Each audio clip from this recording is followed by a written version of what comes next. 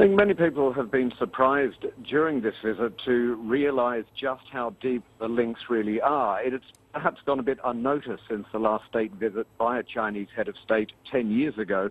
Just the level of trade and investment that has gone on, of course, huge Chinese imports into Britain, but also British exports to China quadrupling over that same period.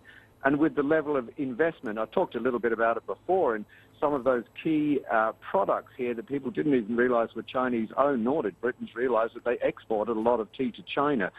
So the sense that you really get for all of this talk of the golden era, what has really been revealed, particularly with the nature of this trip and all of the pomp and the ceremony and the grandeur and the various meetings, you get a sense that this period isn't beginning, or it's not something that is in the future, but something that has very much already been taking place over the past few years. And we saw from your report how economic relations between China and the UK are really burgeoning. But what do you think this visit by President Xi Jinping, do you think it will also have some sort of an impact on cultural ties as well?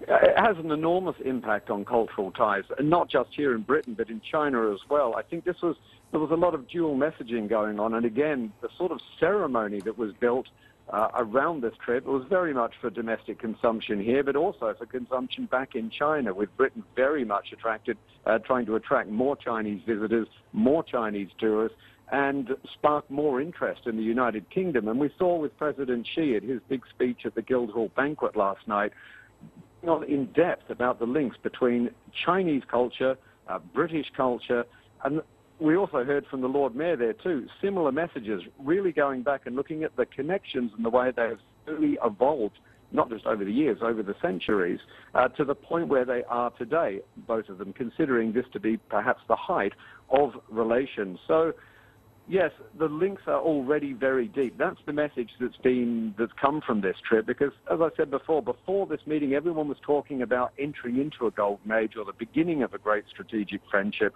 What's become clear by the end of this trip is really that was already there, and perhaps a lot of people hadn't been fully aware of it. Well, Jack, many thanks for that. Indeed, our correspondent Jack Barton speaking to us there from London.